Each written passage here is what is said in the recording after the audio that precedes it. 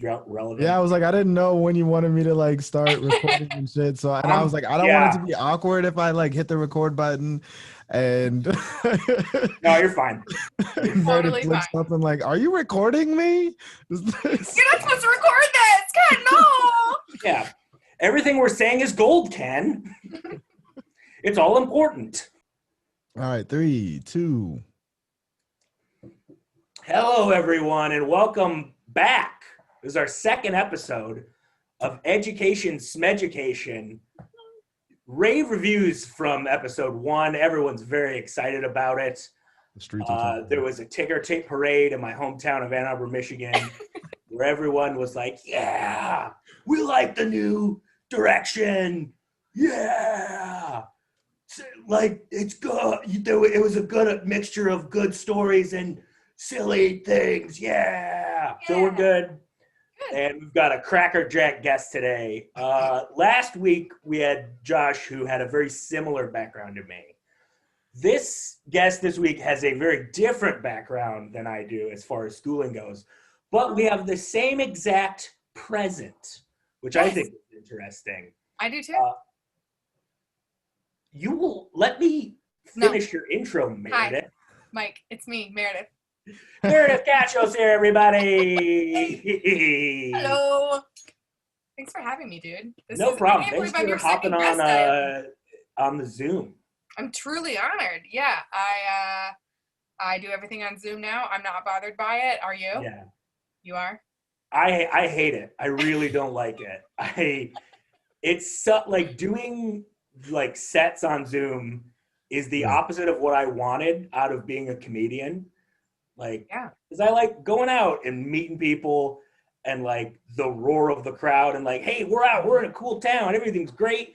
I just knew it's fun. Hey, what's your name? That's awesome. Cool. Yeah, have you considered just like quitting? That's what I did. I was just like, fuck it. I forgot the second the pandemic hit, I was just like, I don't remember anything about comedy. I don't know how to book a show. I don't know how to host a show. I've never met these people before. Like, everything just went away, and I was just like I realized 2 minutes ago, I know Ken. Hello, you've done my show. I have, yeah. The headmaster, Ken Hamlett's in the house as well. Like, unless people are talking to me every day about their regular lives, I was like, you guys are all fucking nothing to me. And like, what a revelation. Yeah. I knew it, but you know, there's people during the pandemic that I've had to like make a point of reaching out to. I was like, oh, I liked seeing you at shows and stuff. And now that there's no shows, I have to go out of my way to be like, hey, what's up, Mike Myers? How's it going, buddy? Oh, I'm glad someone's checking out. Remember how we used to see each other every week, and now I have to text you, and that is exhausting. Wow, dude, I'm really proud of you for doing that. That's very nice. That's very communal. It's just I only see one other person. Huh? You know? Who can it be? My girlfriend, Mallory. Never heard of her. Isn't one of my best friends. She's a real treat. Well, you're one of the few people that I have seen in person during this. You came to my canceled wedding party. Yeah, that was fun. That was a good time. Yeah, it was a good time. Can we not skip over that? What is it? Oh, yeah, sure. Yeah, Mare's wedding got canceled. Yeah. So my wedding got canceled because I'm not a fucking asshole. You know, I'm not one of these dicks that's out here like, oh, whatever bracelet. With green if you're okay with hugging and kissing. Oh, red if you're only cool with dancing. Like, I'm not doing that. That's crazy. I'm not playing Russian roulette with my dad. Yeah, people are having crazy weddings with stupid rules. So instead, on the day that we were supposed to get married, me and my fiance had buddies over in the yard. We had a movie night, double feature of rom-coms, and everyone got to drink and eat and have fun. And we didn't feel really sad that day, like we could have. So that's a canceled wedding party. Yeah. Damn. It was good. It was fun. I smoked an entire joint almost by myself. So you had a blast, Mike. I had a lot of fun. You were there for they came together. We saw Forgetting Sarah Marshall. You came for Forgetting Sarah Marshall. And I was like, well, I've seen this movie about 25 times. Let's do 26 a little different. It's a good movie. It was a nice intro into the evening. It was a very good time. But yeah, so we're friends that see each other very sporadically in real life during the pandemic. A little behind the curtain. This will come out in probably a couple weeks, but a little behind the curtain. This is 2 days before Thanksgiving. Yes. I got a test last week. Mm-hmm. I have left my house once to go get gasoline. My mom got a clean test today. Mm-hmm. I have not seen my mom for Thanksgiving in 4 or 5 years. So I think it's just going to be me and her. If Mal got a test 2 days ago, and if her test is clean, I think I'm going to try and go back for at least a little bit. Like what's a little bit? Just like a week, because we're on. I should also tell you, when I say our presents are the same, me and Meredith are both in the DePaul University College of Education. Okay. I haven't left my apartment in a while because of finals. We just finished up finals. I literally am waiting for something to upload right now. That's how soon to finished with finals we are. We're so proud. This is actually a really nice respite afterwards, I gotta say. Yeah. We need grad school is all about respites. Yeah, I have to ask you, I know this is your podcast, but I would like to hear how your first semester went. How did you feel? How do you feel now?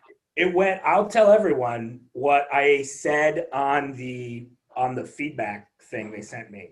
Mm-hmm. I said I had 2 classes. One of them had a weekly Zoom meeting where we just talked about our hopes and dreams for about 3 hours a week. Yeah! Which was lovely. And then my other one. Yeah, Jen Cohen, one of the best. Dr. Jen. She's an angel sent from Jewish heaven, which I think is the same heaven, but I don't know. I've never read the books. I don't think the heavens are the same.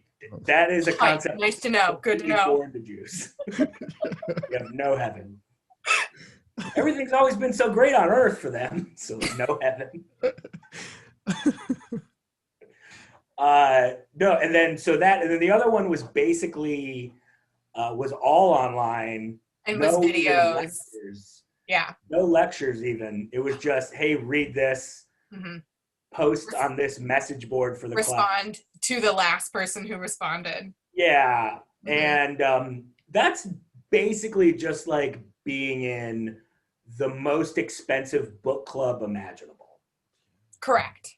That's all that is. And your other classes are not going to be anything like these classes. Well, they better fucking not be, or else I am owed some money. Yeah.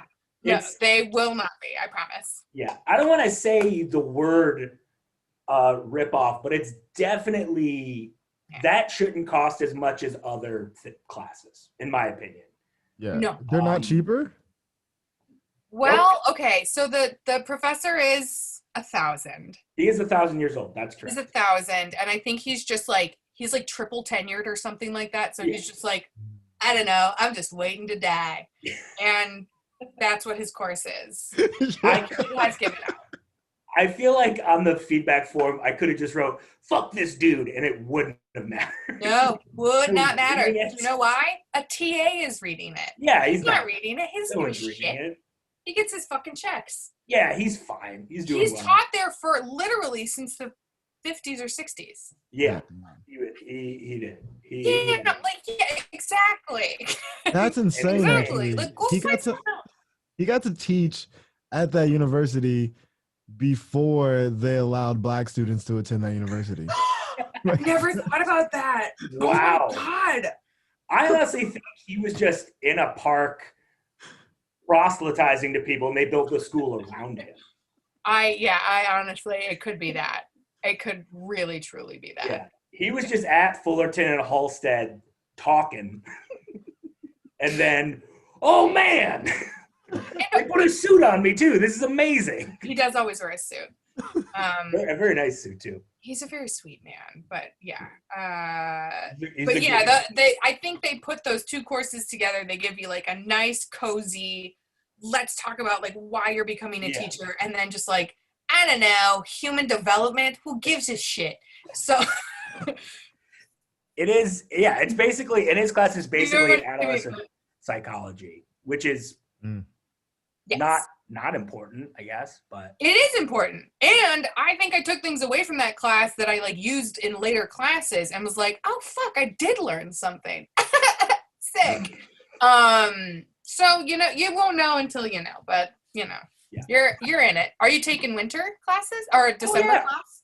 I think I don't know if if we're still doing this, why wouldn't I just finish it as quickly as possible? That's correct. Like, yeah. Oh no, I need my summer so I can be outdoors for 20 minutes instead of 10 because I'm fucking terrified. Like, so good, man. Yeah. Let me ask you this though. Please describe what you're doing with AG47. AG47. Yeah. AG47. Tell us about that. So AG47 is an all ages art collective that I now run. I am now retiring from. I've been with the program for 6 years. It was originally when I joined like an all girls and women program, and we meet and now it's not. It's open to anyone who wants to join. We work with kids 11 to 17. We pair them up with an adult mentor. And then we meet on Sundays from like January to May, and we do art on a theme. We bring in guest artists, themes. Weirdly enough, the theme that they picked for this current year, last year around this time, was apocalypse. So we were making art about the apocalypse, and then COVID happened, and it was y'all caused this. Yeah. I know! The kids are fucking magic, man. They manifest shit. It's nuts. But They're like soothsayers you were teaching. What's that? You were teaching a class of oracles and soothsayers. You're correct about that. And that is what AG47 is. It's witches. It's a really great program, though. I feel like what I got out of it, like, I spent 3 years as creative director, and then I spent 1 year as executive director. And when I was, like, putting together lesson plans and curriculum, I was like, I feel alive. Like, this is so much fun. You can just teach kids whatever. Like, we had one of my favorite lessons we did with them. We taught them about Carl Sagan's Golden Records. Are you familiar with Carl Sagan's Golden Records? Not at all. Not at all. Do you know who Carl Sagan is? Yes, I remember him from when we either had a sub or the teacher was too hungover. Correct. In grade school, and they would wheel in that TV cart, which I call the 9/11 cart. So that was 9/11 was when that cart really had its day in the sun. Every day before that, it was just like, hey, look, hey, there's the cart. Yeah, 9/11, we need the cart. Bring that fucking cart in. Yep. We've got some Brian Williams to cry about. Carl Sagan was like a guy who would show up on the wheel-in TV with a sub, and that was just science class. And Carl Sagan would teach about the universe and stars and stuff. Yeah. So he's an astrophysicist. When I hear his voice, I still get a little tingly ASMR from it. He's got like, he just has one of these voices. It's smooth and it's wonderful. Carl Sagan is an astrophysicist who You say he's an asshole physicist? Yes, I did, just like your mom. The theme of the year that we did this was messages. So we were talking about messages like communication, all that sort of stuff. It's a big theme. And so Carl Sagan figured out the planets in the 70s aligned so that he figured out that he could use the planets to basically slingshot this little satellite into farther than we've ever sent anything, basically, physical, farther than we've ever sent anything. And he was like, I'm going to send 2 of these things, and they're called the Voyagers. And he was like, I am hoping that these will just continue traveling until someone or something finds them, and they will have proof of human life. So what he did was he created something called the Golden Records. He created these they're made out of gold, and they have the sounds of basically Earth starting, so like primordial goo, and then volcanoes, and then water, and then like noises. and so on and so forth. And then you flip to the other side and it's the span of humanity. So music from everywhere. The first time he ever kissed his wife and told her he loved her is on there. Like a woman giving birth is on. It's like, it's so unfucking believably beautiful. And the thing is like, nobody could find this. This is just like floating out in the universe. But so we made golden records with the kids, and they like went around with recorders and sang songs, and then at their showcase, people could listen and like buy the actual record that they decorated. And it was just like, it was magical for me. That was like so life-changing to like see these kids like have their minds blown and then like react to it. That's really, I'm becoming an art teacher in case nobody could tell. Yeah. That is amazing. Like, Yeah. Ken, what would you have put on that record? Yeah. Mostly fart sounds. Yeah. Yes. That's what Absolutely. I Woo! Yeah. Ken. That's exactly what I was that's exactly what I would have put. As like And a young kid, I would yeah, have been for right to do it because that's my best stuff. Your parts are your best stuff. That's my best stuff.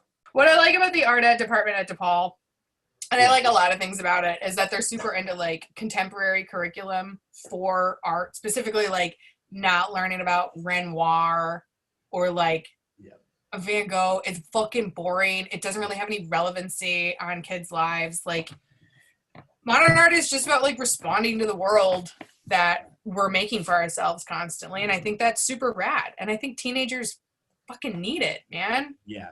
Yeah. And I think they can probably, I mean, they definitely can relate to that a lot more. And I think that was a huge barrier. That was a huge barrier to getting into art for me as a youth.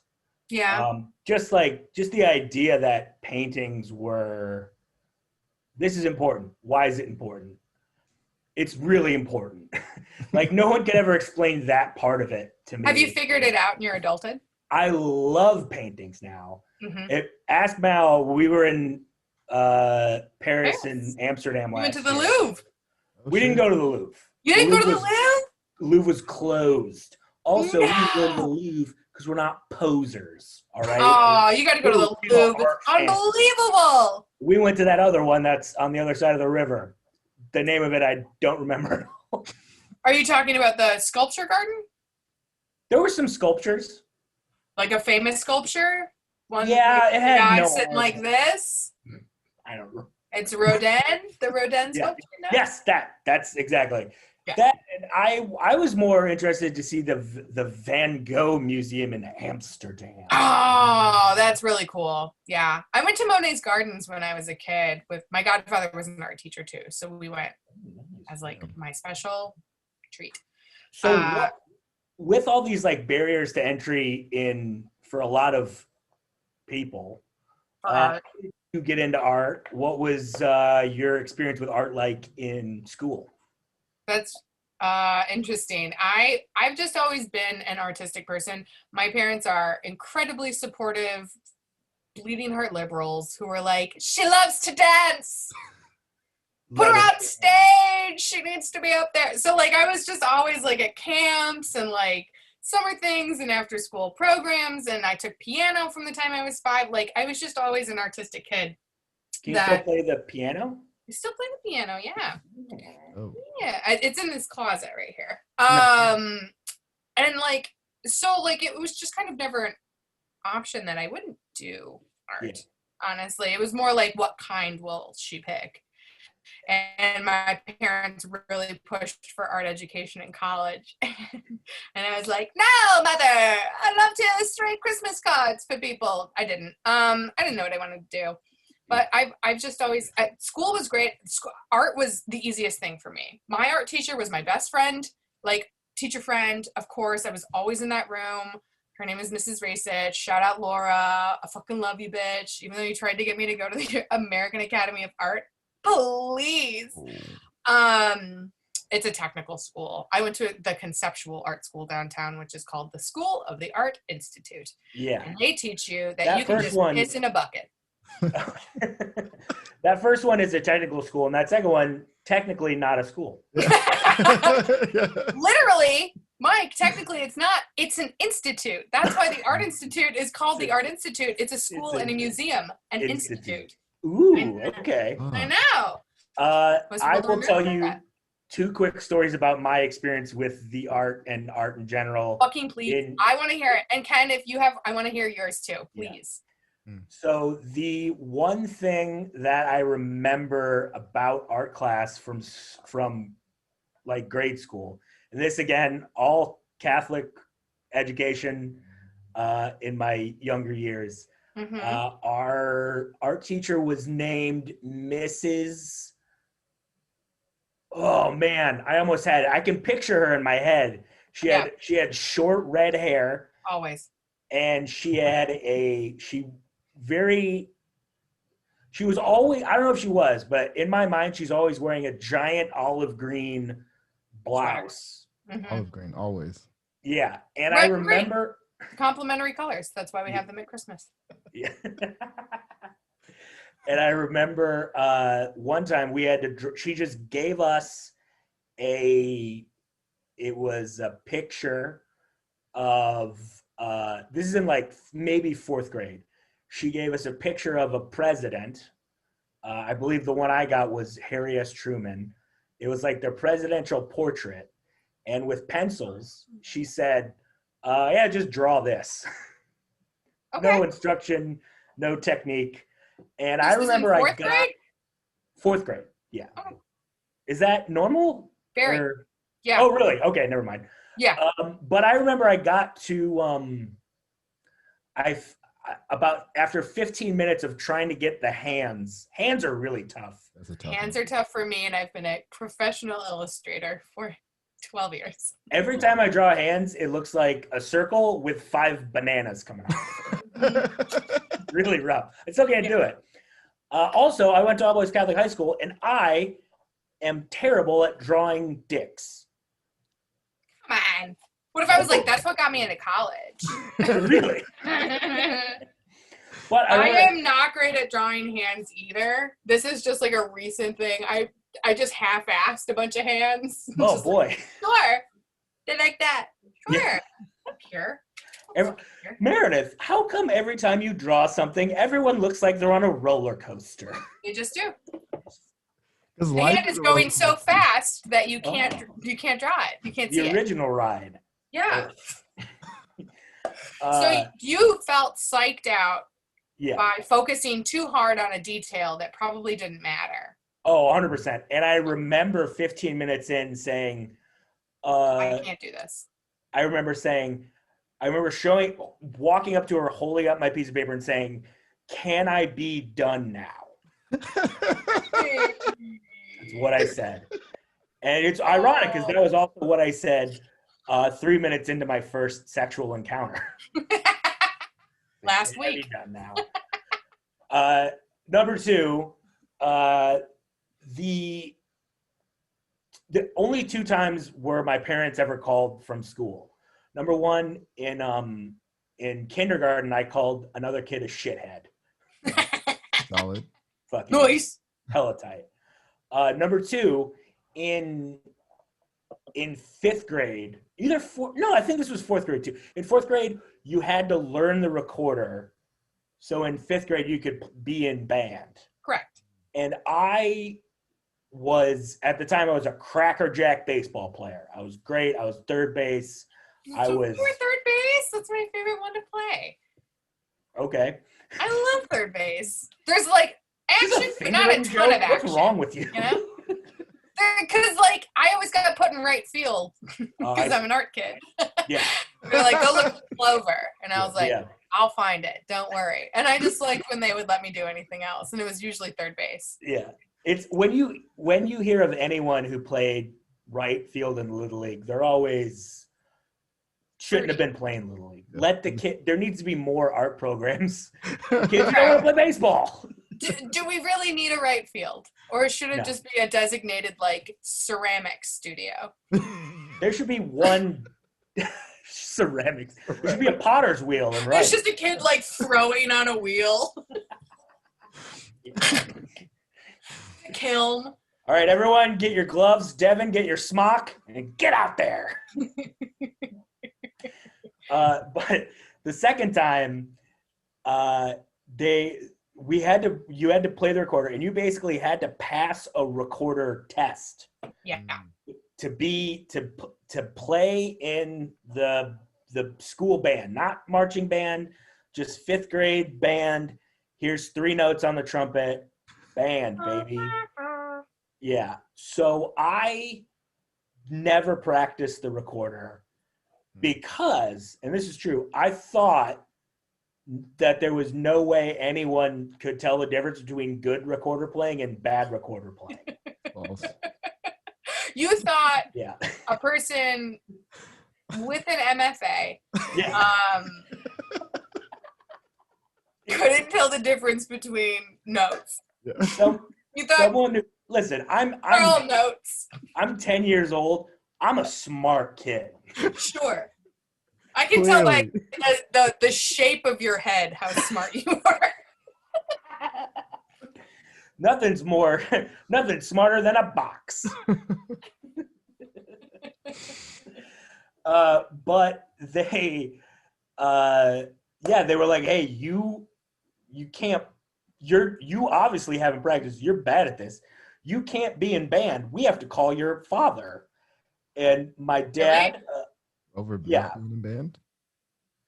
It was weird. Over half-assing something that literally is the easiest thing on earth. Yeah. There's literally only 6 buttons on that thing. They're not even buttons. What? I'm not going to disagree that it was a bit of an overreaction on their part. But the school is incredibly small. There's about 25 kids per grade. Oh, wow. I think our principal just didn't have anything to do that afternoon. So why not give Johnny O a call? And so she calls my old man, and my dad says, she's like, oh, Mike isn't going to be able to play in the band next year. He hasn't practiced the recorder. And my dad said, well, then what are you going to do with him? He can't come here. Like I would just go home for half an hour. She goes, oh, he'll have a study hall. And my dad said, that sounds like a win to me. And then he hung up on the principal. Yeah, that's fucking baller ass moves on your dad's part. Sounds like a win to me. My parents are both teachers, and if a teacher would have called home, or God for fucking bid, the principal called home, I would have dug my own grave. They would have been like, Jeff called, and I would have been like, no! Anyone but Jeff. She would have left me at Sam's Club. She would have gotten lost, and then fucking, now I'm Sam's Club's problem. No. We spent a lot of time at Sam's Club. Man, that was do you remember, did you ever get lost in the grocery store as a kid? Either of you guys? God. Of course. Yes. Yeah. I remember it I used so to get vividly. lost at the TJ Maxx because I would wander, you know, the round ones? I would wander into the middle of those and just be I like, would do that a lot. this is where I am now. Yeah, We do that this a is lot. where In I the middle live. of all the pants, running my hands on myriads of pants around me. I once accidentally grabbed a not my dad's leg. Ooh. Like I thought, oh, this is gonna be hilarious. I'm gonna hide in the middle of the circle one, and when it's my dad, I'm gonna scare my dad. This is amazing. I'm 7 years old. I'm fucking hilarious. No, random dude. I don't know if this happens in boys' bathrooms a lot, but often there are children in women's bathrooms, and children just forget. They have no object permanence, really. Yeah. For a lot of things, so they'll just forget which stall their mom is in, or they're You're just talking about like nosy little loose children? curves, yeah. And so they'll just like Loose? stick their head underneath the like stall and just be like, "Hello, you're not my mom." Like, yeah, it'll happen a lot. You're just sitting there like removing a tamp, like, "Hi, hello." Big wet tamp. Amazing. That's like, I have so many memories. One of my favorite ones in Toys R Us. You guys remember Toys R Us? No, we've never heard of it. I don't remember. R.I.P. to my boy Jeffrey the Giraffe. But Yeah, this they is killed around it. when the Sega Dreamcast had just come out, and they had like the display where you could play the Dreamcast in the store, which I don't think will ever come back after COVID. I think that's done forever and ever. For sure. But one time we were in there and I was playing Crazy Taxi on the Sega Dreamcast so intently that my dad said, "Hey, it's time to go. We got to go. Hey, let's go." And I didn't hear him. So my dad went to the car and waited for like 20 minutes. And then I finally was like, "Oh, something bad happened. I should go." Dude, my dad would have killed me. Yeah, my dad was very mad at me. Yeah. Yeah. Oh. Yeah. Oh, well. Parents don't like when you just like disappear or like trick them. Yeah. Or, they don't like to be tricked. Yeah. Daddies and mommies, they don't like it. Ken, you're a parent. Has your baby son ever tricked you? No, he's only 2, so tricking is not a part of his mindset yet. I guess kids don't turn to little bastards until they're like 3. So it's coming. It's coming. I for sure see a lot of little tricks coming here and there. How old is your kid? He's 2. 2 is such a fun age, though. It's before they turn like real rotten for like a year and a half. Yeah, or until like they're 20. Yes. Were you a rotten kid? I was, and I'm fully prepared for any fucking shenanigans. Yeah. You gotta box his ears. Yeah, that's exactly off the record, but on the record, gonna box the fuck out of his ears. Oh, that's so awesome! Congrats, Ken. Yeah. He's a really adorable kid too. He's a all kids at that age are my. Oh, there's like they hit like 4, and I'm like too much. Yeah, too much. I'm teaching high school for a reason. Yeah. Yeah, that was kind of my thought too. Let me ask you this. How do you feel about middle school kids? Too sticky? Not too sticky. I work with middle school kids at age 47, and they're bright. And for me, middle school kids are this like really perfect dome. Like somebody put like just a little like cage over them, and they were like, "You're a kid still. You know stuff, but you're really sweet still." Yeah. They have this sweetness. High school is when they get mean. That's when I got mean. Stayed mean. I did. I stayed really mean. Was there like a big mean thing that you did? What was your biggest, meanest thing as a teen? Ooh. I got a girl to quit school. What? Yeah. How? She was mean to me first. Oh, don't play that game with No, us. she was. Okay, no, Mike, hear me out. Listen to this. First. Come on. It's true. It was this girl named Toni Johnson. I can remember her. She was very punk, very like all day. She's a Trump supporter now, just in case you guys want to like quit shaking your fucking heads. Okay, that's fair. Never mind. Thank you. She was punk and now she supports Trump? Correct. So she has that means still, she was never to punk. this day, never got it covered up. She has the Brody. Brody changed her name from the Distillers. She had a skull tattoo with a bow. She got that when she was 15. Oh, wow. And she was so mean to everyone that she met that she would walk down the hall and I would get people to like moo at her and call her a bitch. How? How did you get them to do that? And why mooing? Well, she was really tall. Yeah, that's the one thing cows are known for, their height. Yeah. I gotta say, I was a pretty mean teenager. I turned into a nicer person like later on. Yeah. But yeah. When's that gonna happen? Kidding. Come on, you put it on a tee. Yeah, I did put it on a tee. I ended up prom queen though, so people like it. How did you get to be the prom queen? I didn't know that. That's fucking nuts. That's cool. It's crazy, dude. Hold on. I got my like memory box right here. So people on your podcast can't see this, but they can. There's going to be video as well. We do have the video going. Whoa! That's pretty sick. For the listeners at home, Meredith just pulled out an actual tiara.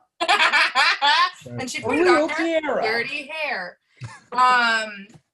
So basically a bunch of really rude popular girls ran, and I was like, I don't think it's so.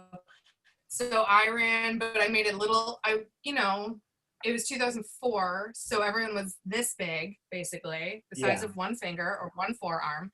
Yeah. And I wore like a little boy's Hanes shirt, and on the front I wrote, "Make me prom queen." And then on the back I wrote, "Or I'll kill myself." And that flew with the administration for some reason, and I won. And then, oddly enough, you wear that? They let you. Yeah, they did. And like, not to be a bummer because I'm completely fine, but my boyfriend killed himself a week later. Whoa! Isn't that crazy? Sorry, I'm picking up a bunch of old memories. That's nuts. Yeah. The end of my senior year absolutely fucking changed me because, I was riding this like fun high. I was like, the thing that I like to do is lose weight and paint. And then I had this like big cataclysmic whatever thing. And all of my teachers, except for my art teacher, showed up to his wake and funeral and like were so cool. And I will never forget that because I was like, oh my God, I actually matter to these people. Like they give a shit about me. Fuck. That's awesome. And like, I love teachers my whole life. My parents are teachers. My brother's a teacher. Yeah. But that's when I was like, oh, you can be like, there's like relationships to be had. There's like a relationship here that I guess I took for granted up until that point. So that seems like as bad as of an event as that was, it seems like that did kind of give you a little bit of a nudge in this direction that you're in right now. I think so. Yeah, I think so. Yeah.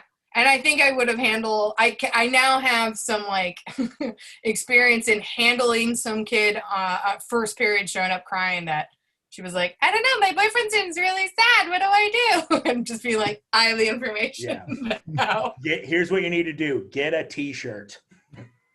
Kids deal with a lot of like gigantic shit that like we're just going to have piled on us. Which feels crazy. That's the responsibility of 7 adults a year for you when you're growing up in high school, 1 adult until 5th grade. Yeah. And they're just like, I guess I'll handle all your problems. I honestly feel, I don't want to say prepared for that, but I feel like I am in a spot right now in my life where I've dealt with enough things involving loss and, painful stuff. We know enough addicts. Yeah. And all clearly. That. Yeah. I mean, just from being a comedian and then everything with my dad last year, I feel like I'm very prepared in a very unique way that I'm not that scared of that aspect of it. I'm not saying I'm going to be amazing at it, but that's not the part of this odyssey that scares me the most. That's the part that scares you the most? It's not. Oh, okay. I misheard that. I was like, no, that shouldn't be. Yeah. The part that scares me the most is paperwork. Like, that's... I don't want to do it. It's waking up at 6:30. It is definitely waking up. That's what stopped me from applying for probably 2 or 3 years. I was like, no, I'm not going to get up that early. So you're going to have to do observations at some point in your grad school career. And I absolutely think that you'll be doing them in person. And what's going to happen is you're going to have to start getting up to do that. The last time I did it, I went to Lane Tech. I met up with my buddy David, who dates our very good friend Paula. He's a science teacher over there. And this motherfucker is he's just whistling down the hall. It's like 7 a.m. He's like, oh yeah, I usually get here at like 6. I get up around 5 and I do a little exercise and then and I'm just like, fuck you.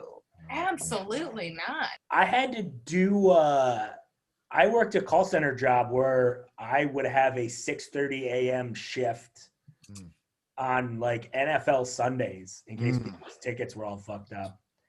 No. And, it was bad. it was rough. Right. But I don't know.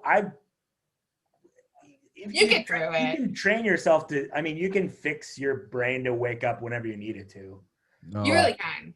I don't like it. I don't wanna. Well, Ken, you have a kid, so you get up early. No, that is a complete fallacy. Oh, I love to hear that. That's great. My son sleeps in. I have a stay-at-home wife, so she stays with Sick. him, and so they don't even wake up till like 11 o'clock, 10 o'clock most of the time. And I'm up and at work at like 7, That sounds 8, amazing. and so they're just sleeping in every day. What What a a win. dream. What a win. Wow. Oh. What if you just think your kid is 2, but he's really 16? Because that's what that sounds like. I basically have a 16-year-old. He doesn't talk to me. He doesn't listen. He's a real jerk. I'm super prepared for this. Yeah. We're all about He takes the same worst age, bong right? rips, my 2-year-old. We're all about the same age, Liquor at all. correct? Yeah. I'm 35. I think I'm the oldest. Yeah, I'm 31. I'm 29. 31. 29. All around the same age. Do you remember how much you slept as a teenager? Never. You never slept? Yeah. My parents moved out to the country, and so we had to commute like an hour for school No. every day. And so I would be up at like 5:30. Whoa. I wouldn't get home till like 8, 9 o'clock.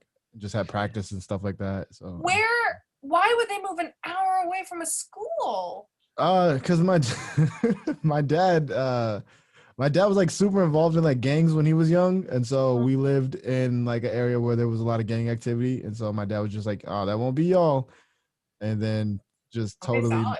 moved out. But go to school Good there, for but him. like we're not Yeah, gonna like live still do all of our life there, but then just go to sleep at night. Like it really No. panned out, Dad. That's such a great idea, but such weird follow through. Yeah.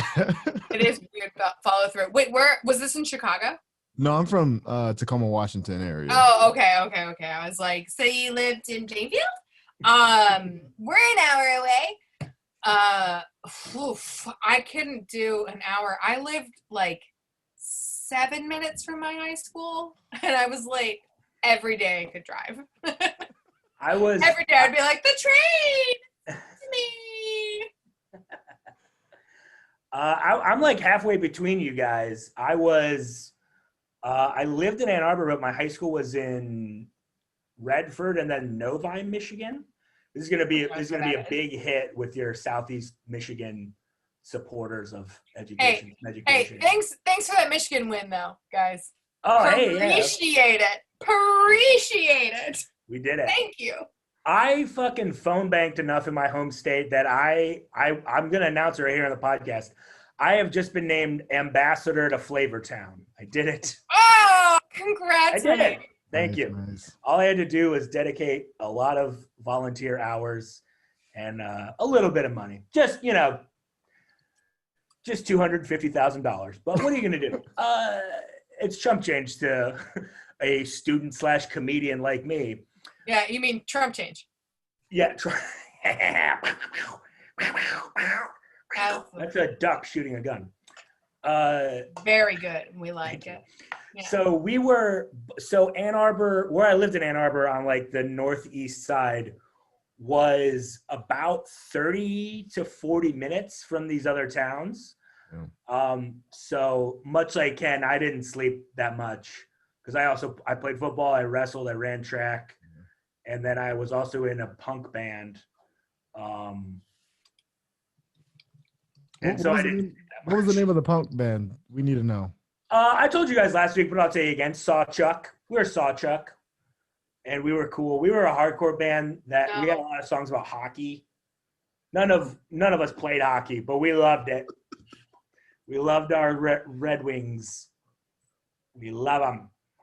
But yeah, so I didn't sleep that much. But every once in a while, I would really, really go for it on the weekends, and that was nice. I'm thinking like summer vacay. Oh, like None at all. Sophomore to senior year. I had a job and everything, but I was a custodian at my parents' union hall. So I could just kind of go in whenever. That's such a great gig. It was an awesome gig. Did you guys have a union? Did the union hall custodians have a union? The union hall custodian yeah, of course I did. I paid dues to myself, and then I argued that I didn't want to support any pro-choice candidates. Yeah. And I want those dues back. No, but I remember like staying up because this was when the internet was like new, AIM was new. I was on a lot of message boards. We'd stay up till like 4, 5, 6 in the morning, and then just sleep until like 7 at night. What? Isn't that you crazy? lived upside down.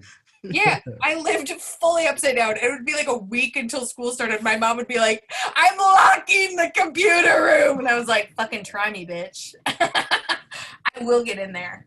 Wow. I love the internet. Nuts. Yeah. What are you messaging about? Yeah, what are you talking about for that long? Literally anything.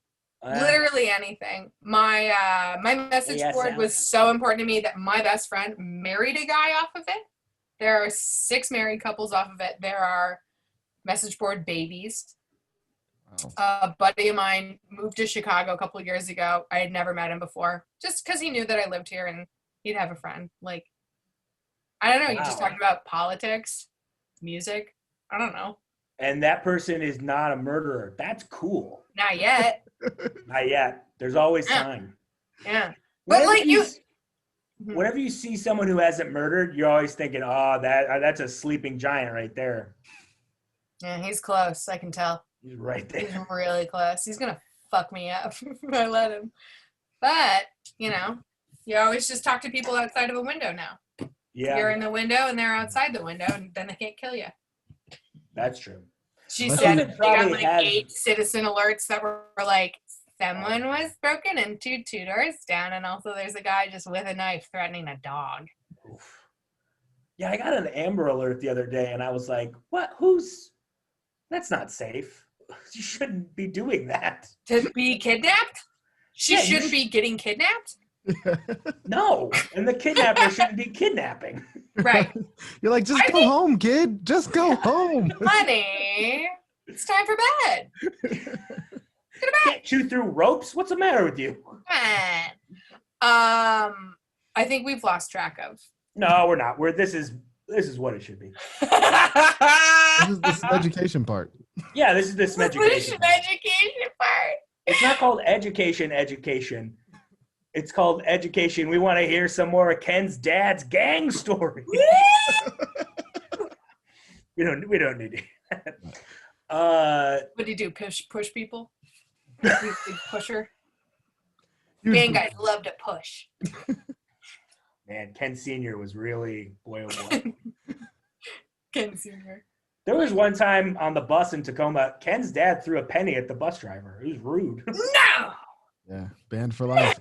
Banned for life, Yeah. that Yeah. guy. Anyway, so you're in high school. You're the prom queen. Mm-hmm. What is who's like your biggest art influence? Like what made you into the artist that you eventually became? Not counting the boyfriend suicide, obviously. That's a good question. I don't think that anyone becomes the artist that they're going to be in high school. I think high school is just they're an asshole. And I met a lot of those kids in art school. Yeah, I did. Who were like, this is a triangle. Don't critique me. And you're like, fuck you, Dylan. I think it's very similar to comedy in an odd way, where as much as you think that you're going to change everything, there still needs to be a fucking punchline. Sure. That's I correct. think you need to learn that and make that a priority before you change everything about everything that's ever been in the history of the spoken word. I think it's important with education and art and comedy and whatever they're like very passionate about that you're like inserting yourself into is to like have had some time to like process who you are and really get to know who you are, because there's no artist out there that is making like incredible work who isn't fucking confident about who they are, at least who they are right now. And I think that time in my life was in college. It was definitely not in high school because I was doing a lot of like watercolors that were like, it's crazy to be a teen. Boy, oh boy, was it. I had a great art professor. His name's Andrew Folkowski. I had another one named Brian who taught a class called Ridiculousness that was just about absurdism. And then Andrew taught studio painting. And I was really lost my sophomore year. My parents were like, you should go into art education. And I hated the program there. And I was like, I don't know that this is for me. I don't feel like I know enough to like teach people. Also, like, and I think that's a huge thing that happens with people that go into education right away, at least in art. And so I was like trying to discover who I was as an artist. And I kept trying to do all this like really serious work about like tragedy and suicide and like feelings. But I had this great professor who was like, yo, have you ever seen like a funny artist? And I was like, what? And he was like, check out Klaus Oldenburg, check out fucking Marcel Zama, check out like, Jim Davis. He like Tracy Amen. Huh? I said Jim Davis. Yeah, Jim Davis, Mike O'Keefe. Once I had somebody that saw like who I was and was like guiding me towards people that were like what I was like, that's when I blossomed as an artist. And that's when I made like a lot of my best work. Yeah. So I hope that like we can be that for kids.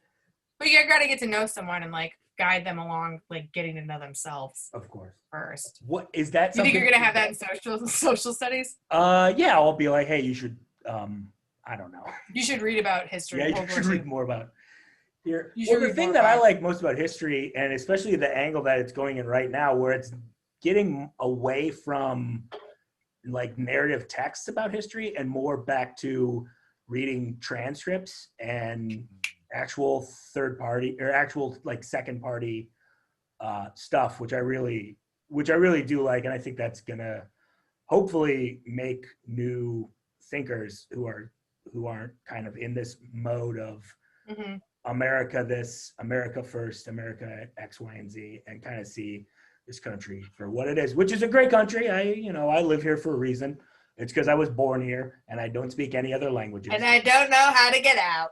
Yeah. They won't let me now because we're stinky and we're gross and disease. Yeah. Well, I have, this is a little behind the curtain, but I applied for Irish citizenship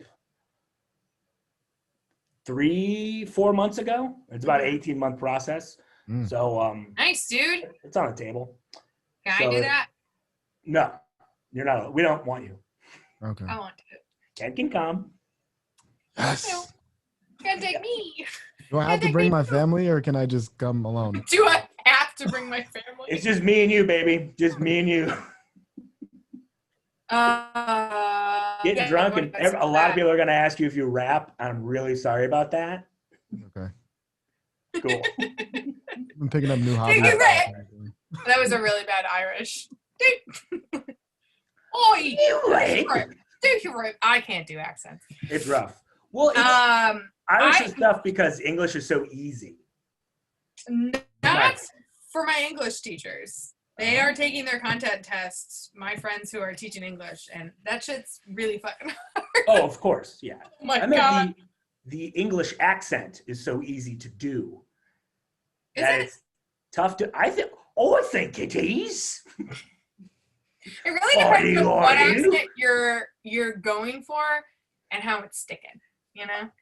I am going for the greatest English accent ever captured on film, which is Dick Van Dyke and Mary Poppins. That guy. Okay, yes. Yeah, then you can do it. Yeah. I would give you an A for that one, but an F do you for think English overall. Thank you. Thanks, buddy. An F for being you. Nice. Mike, do you think that you'll do extracurriculars when you're a teacher? I would like to. What would you like to do? You know what? I I would like to either do exactly what I did in high school, which is coach some football. ROTC.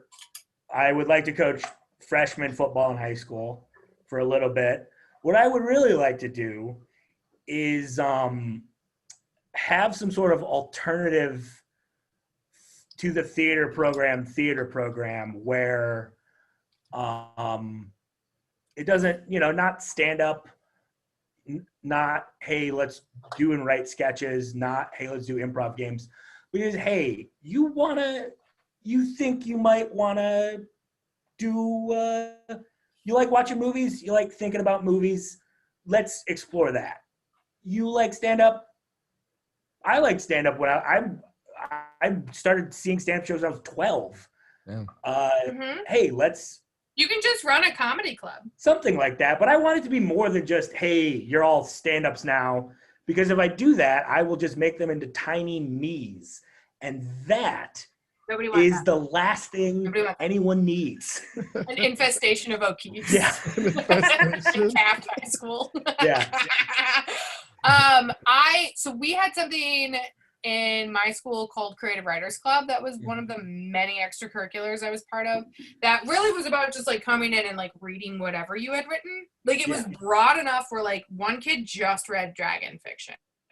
Read dragon fiction. And I was like, I plucked my tear duct with a nail file. Like, I got to do their own thing. And then they have this adult who's like, cool.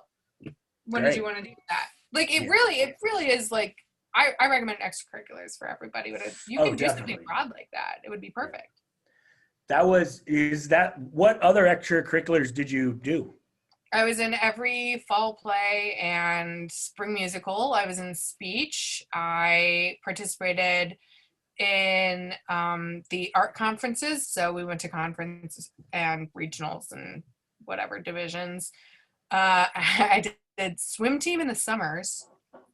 And then I was a very disorganized kid, so I had to go to organizational camp every summer. What happens at organizational camp? It's called Super Camp, and they teach What a fucking curveball. Super Camp.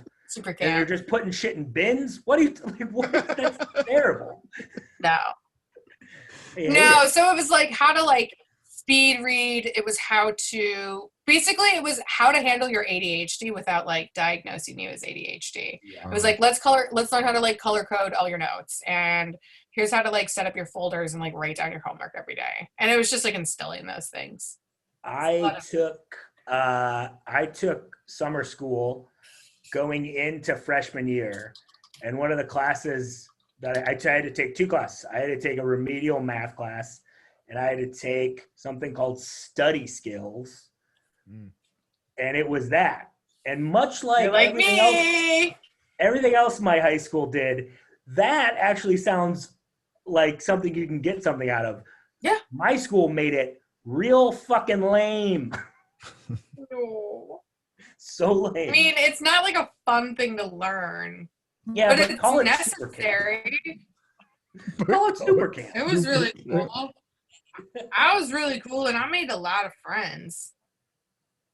No friends were made at. No friends were made. No friends were allowed at. I did befriend a camp counselor, and he and I were pen pals for a while before my parents were like, "Don't do that." And I was like, "Okay, why?" And they were like, "I don't know how to explain sexual predators to you."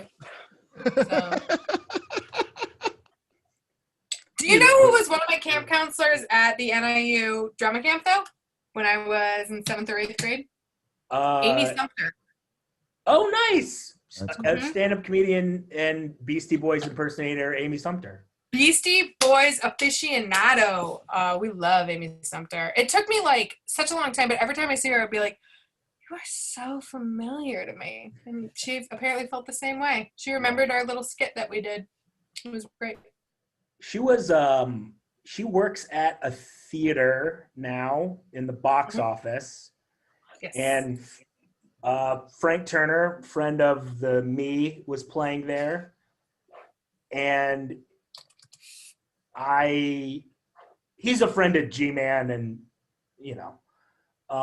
But she was like, I was like going to get my ticket from her, and I was like, she was like looking down and looked up, and she goes, "Oh yeah, hey Mike, just take this, it's fine." And she like recognized me, and we'd met maybe twice, and I was like, "Oh, you're just like a nice person Yeah. who remembers people." Oh. And that's very rare. What was your favorite play that you were in, though? It's a good question. It's a tie. I think it's between we did like a murder mystery my sophomore year. I was always cast as the whore because my theater teacher fucking hated me.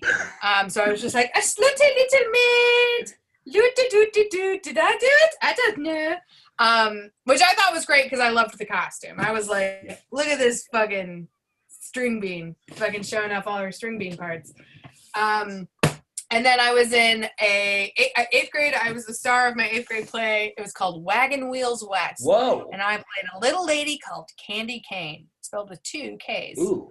And I choreographed the entire thing because no one was going to. And I still get sung the songs by my friends who had to sit through it. And it's bad. It's really bad. Choreographed like the dancing and the blocking? Wagon, yes, wagon wheels are rolling 6 feet high. The lyrics of that song indicate that people in covered wagons have wagon wheels that are 6 feet, which is absolutely not historically accurate. But we sang it. We sang it. It was bad. Yeah, it was bad. Do you remember like a moment when you were on stage in any of these productions that you were like, oh, okay, I'm the shit at this? No. Really? Okay. No. Speech, yes. Okay. Speech, I did original comedy. And I would usually come in third, which is pretty accurate for my comedy career as well. And I was like, I'm not going to try. It was cool to say gay back in 2004, so I'd be like, hey. If you didn't say gay, you were not cool. Yep, absolutely. It was a cool time to be anything. Yeah. I felt more at home there than I did on stage. I didn't like sharing. Yeah, I get it. Yeah. Is there anything that you can regale us with that you remember from any of these things? From speech? Any of it. From any of it? Yeah. Plays, speech, anything. Mm-hmm. I remember I had like this very intense memory for people. I remember all people. So I can remember people I competed against. I competed against this guy named Matt Weir, who I thought was so funny. He went to Naperville Central. I thought he was the funniest dude. He always beat me. He always came in number 1. He did all these fun characters. I thought he was great. He was like, I'm Matt Weir, and I'm weird. And I would be like, yes. I stalked that dude as soon as Facebook came out because I did that with everyone because I remembered everyone's name and where they went to college. And he now lives in New York, and he found another guy named Matt Weir. And they have an improv troupe called Weir Matt Weir. Whoa. That's insane. I know. He's a failure. I did better than him. But I think that's fun. That's amazing. You should totally send him one of your third place medals and say, look who's in third now, bitch. Yeah. It's really nice to think that they gave us anything. Man. They didn't. I can tell you who's definitely going to get this podcast. You know what's weird about speech? Wait, did you guys do speech? We didn't have, I mentioned this last week. We had, the only extracurriculars we had were every sport, quiz bowl, and robotics. And that's it. Robotics. And that's it. That's all we had. Boys. They just don't like to give boys arts. It's really sad because they need it as much as girls do. Or anyone. I would have killed to do anything creative in high school. I would have killed. All kids love being creative. Yeah. If you leave a kid alone with no TV or no phone, they will draw. Almost always. It's my entire childhood is being alone. Yeah, same. As an only My brother child. was much older than me, and I just went in the basement and I made small clay food by myself. And I watched Comedy Central stand-up specials. Yeah. I had a lot of that. I did a lot of, now you would call this, I basically would play a whole season of Detroit Lions football in my head. And I would, like, this is like, it's so tough to like explain what I would do, but I would have this Nerf ball. We had a pretty big basement, and I would just be like, okay, it's the first game of the season, and the Packers are playing the Lions, and let's see how it goes. This is so sad. Yeah, it's horrible. But it's like, it was like I was making a story. I was basically writing a story. And Yeah, but the story is boring for most people. Yeah. And here's the worst part about it. I never made the Lions that much better than what they were in real life. Never. In the fantasy world where We they could have won Super Bowls, Ken. Never. Nope. Wild card out in the first round. Just like They're out, man. Their brains are just constantly going. You don't have to give them anything. They're fine. Totally. It's like the Louis C.K. from his show, R.I.P. the show, can't ever watch it again, even though it was great. When his kids were complaining that they're bored, and he was like, you can go infinitely inward and never get bored. Shut up. It's always stuck with me. I wish I could show that clip in class, but you know why I can't? Because he couldn't stop coming. Men just won't stop. Just put like a smiley face over his face and show the clip. Yeah, right. That's a good idea. That's a really good idea. You should superimpose a more wholesome, family-friendly figure over Louis.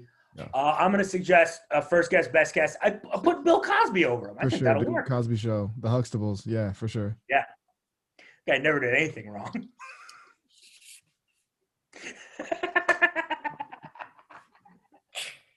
Yep. Topical humor, and everybody likes it. Everybody loves it. What would you change about your high school experience? And what would you want to change for the next generation as well? I wished that we had a little more autonomy. Like, I wished that we could have gone off campus to like eat Subway. Do you know what I mean? Like, just if you baby step kids into having some responsibilities. Yeah, I 100% agree, for sure. Even if they're just an hour off campus, like, trust that they can handle it. Yeah. And what's the second part of that question? I'm so sorry. It was just, what would you want to change for these next kids coming up? What do I want to change for the next kids? In our little classroom. Oh my God, I would change so many things. I would change the fact that they feel so incredibly responsible for a world that they just keep inheriting and they can't do anything about yet, but like feel that it's their job. And it's not, I mean, it's everyone's job, right? But these are like children who have to worry about climate change. And that is incredibly depressing to me. Have you watched that documentary about Greta Thunberg yet? Thunberg. No, I have not, but I follow everything Greta does. I love Greta. My kids love Greta.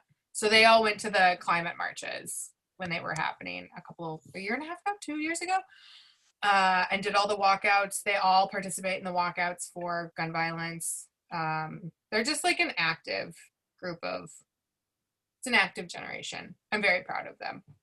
That's amazing. It is amazing. I don't know if I would have, I definitely didn't have like the know-how to do that. No. I went to a couple protests when I was in high school because I was a little punk kid and they were like anti-Nazi rallies, which was just like us standing on the side of the street just being like, no Nazis! And people were like, where are the Nazis? Guess what? They were everywhere. Yeah. Everywhere in the south suburbs. Everywhere. So, joke's on them. I was actually really smart. Yeah. I went to like this ages me, but the like Bush Iraq war protests at the time, which worked out great. Yeah, they really listened to us back then. Yeah, they're not still there for sure. Not at all. No, yeah, and we did it.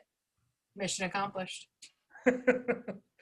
I remember them pulling up the 9/11 cart for like the hearing about, hey, this is what's going on in Iraq, and we're heading over there, and we're gonna make a lot of money, and you guys can't do anything to stop it, which is essentially what happened. Well, that's fantastic. It's come to the time in the show. First off, I have really enjoyed talking to you about this, Meredith. Thanks for talking to you about this stuff. I was the one that was like, Mike, become that bowling ball of a social studies teacher I know that you're meant to be.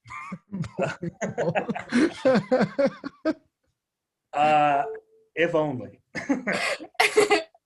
But we're to the point in the show where it's time to ask some questions. Okay.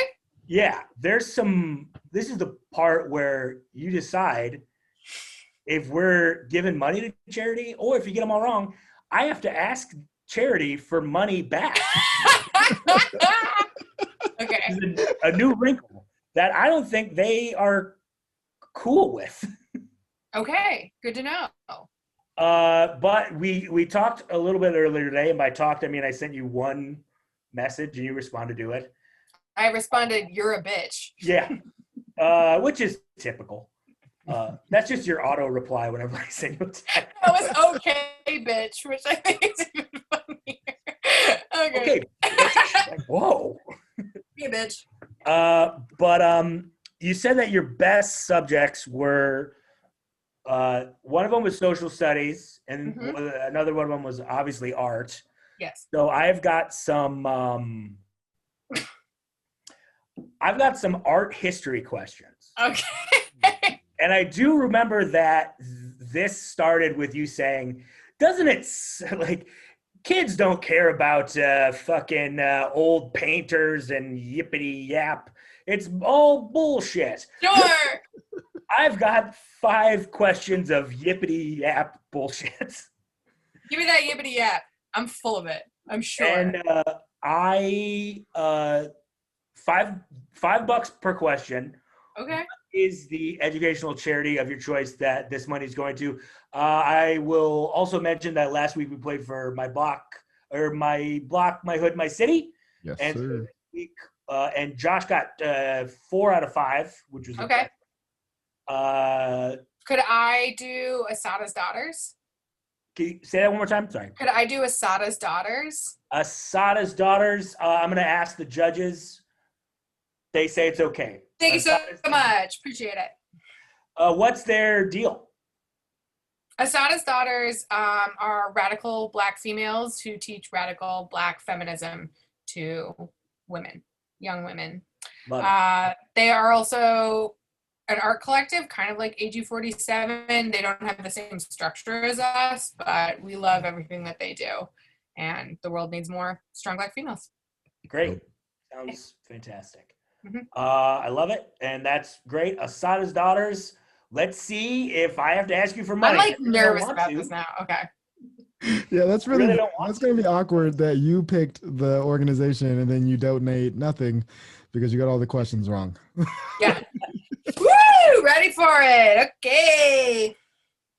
All right, here we go. Question number 1 for Meredith Kachel, art history. I should also tell you that I had to Google all of this. All of these. Yeah. Here we go. Question number 1.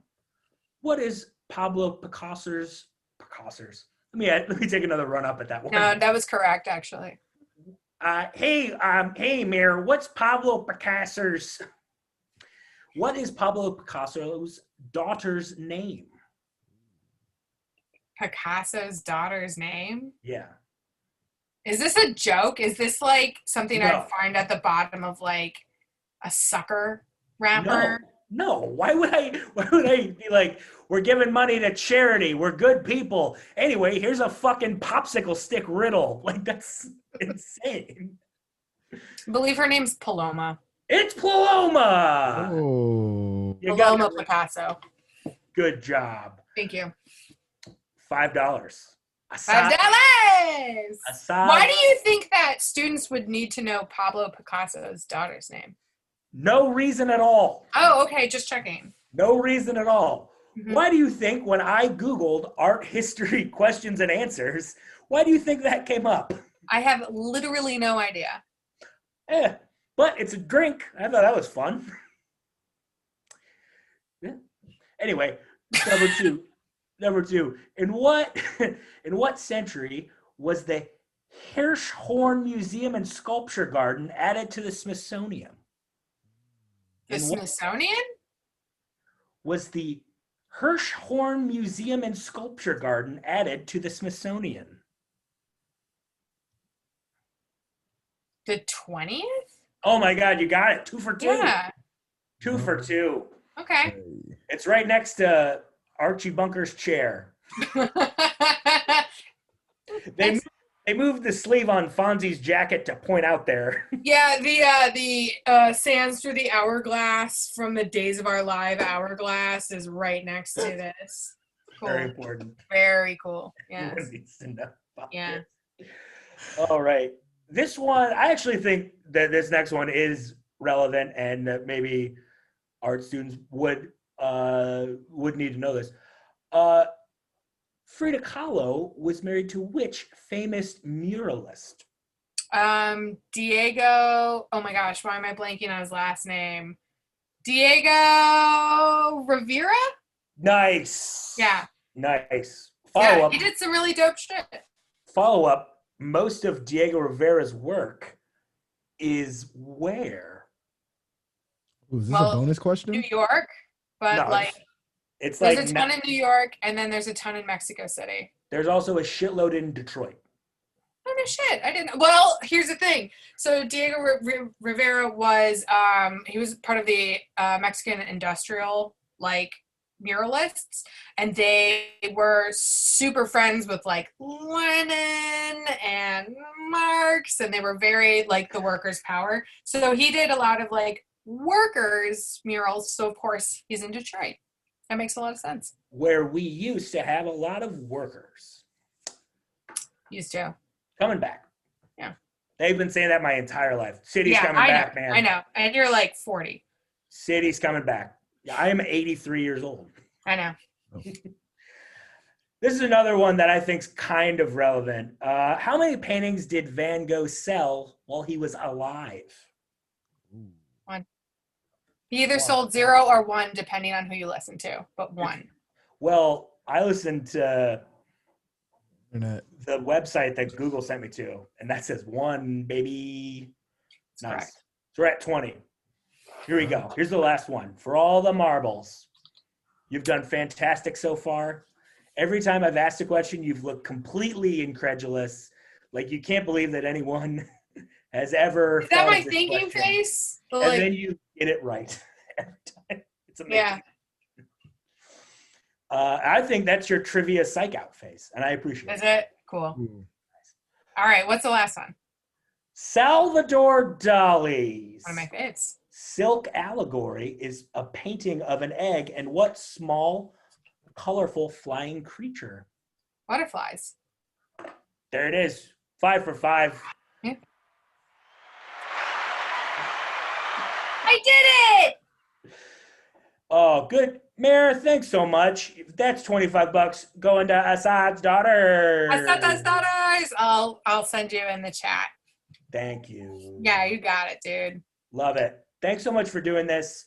Oh my God, I love it. It's so much fun. I'm glad that we're on this journey together. Yeah, man, me too. It really is helpful to have like another person who's Changing going through careers. the exact same thing. Yeah, right? Yeah, thanks for having me, Ken. It was super nice to hang out with you. Mike, message me when you know what classes you're taking next semester. I will send you a message in 5 minutes about that. Perfect. Thank you so much. Headmaster Ken Hamlett, What was our grade for today? You know what? This was a really good episode. I love that Meredith was leading a lot of the questions. And also scoring 100% so effortlessly on those questions where I knew absolutely none of the answers. And half of those names and places I didn't know. So I'm giving y'all a strong A right here. That is a perfect score. Strong Easy A. A, Good job, baby. everybody. A movie I've seen. Nice. Nice. Meredith, nothing's happening in the entire world right now. Is there anything you'd like to plug? No, get away from me. Here's the thing. If this comes out around a time, Lately Breakfast, a show that I run, is doing an online benefit for the Hideout on December 5th. So please join us for that. There's a good chance it would have just happened, but if it didn't, go check it out. So, what, Salter's on it? Salter, Kanane, Tom Takar, Bobby Singh. Got some good ones. But my favorite, Mr. Clark Jones, the sweetest man in the world. It'll be a good one.